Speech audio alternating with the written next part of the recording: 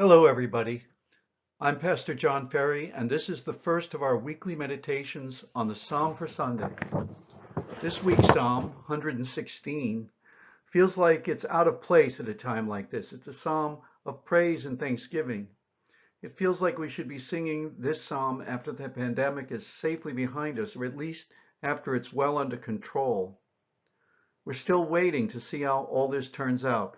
And while at the moment, the news is at least not getting worse, and the curve is beginning to head in the right direction, we're not out of the woods yet. So is this the right psalm for this moment? Let's look at some of the verses and see. I love the Lord, because the Lord has heard the sound of my plea. He has turned his ear to me when I cried. The cords of death encircled me. The agonies of hell caught up with me, and I found only sorrow and anguish. I called on the name of the Lord. Please, Lord, save my life. Something was binding or holding the singer of this psalm so powerfully that it felt like being tied up by death. The singer is expressing profound anxiety, maybe even depression, a combination of fear and anger and helplessness. In a time like this, people are living in isolation because of the pandemic. Their routines are disrupted. Their friends and families may be distant. And all that is a recipe for emotional turmoil. If that turmoil gets bad enough, it can even turn into panic or despair. The cords of death tying us up in knots. The Lord is gracious and just. Our God is compassionate.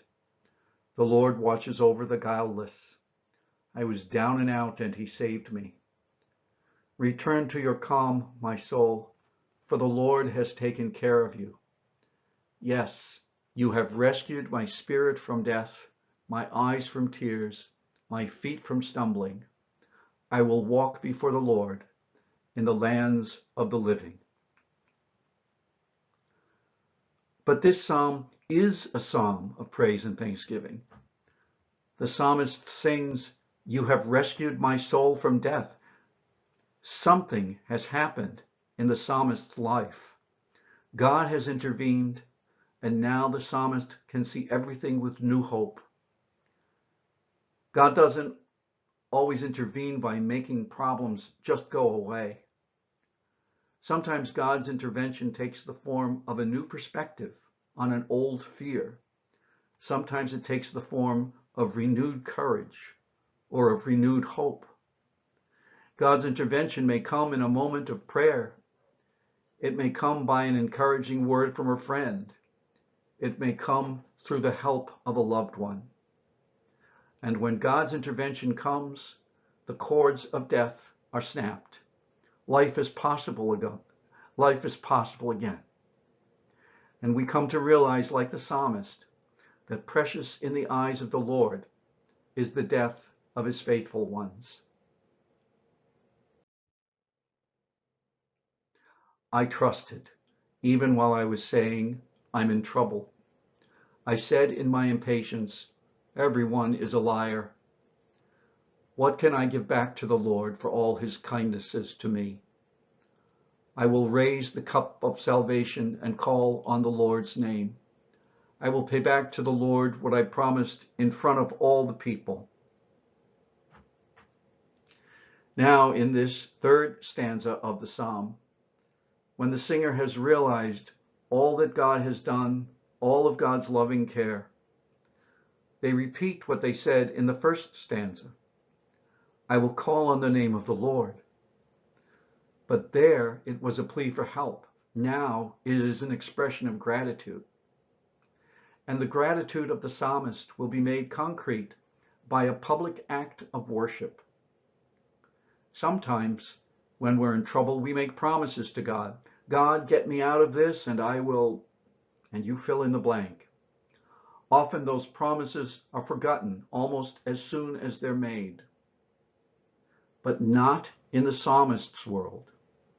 In that world, the vows, the promises were taken seriously.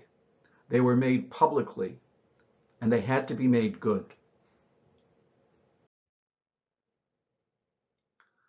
Precious in the eyes of the Lord is the death of those who are loyal to him. Ah, Lord, I am your servant and the son of your maidservant. You have loosed my bonds. I will offer you an offering of thanksgiving and call on the name of the Lord. I will pay back to the Lord what I promised in front of all the people, in the courts of the Lord's house, right there in Jerusalem.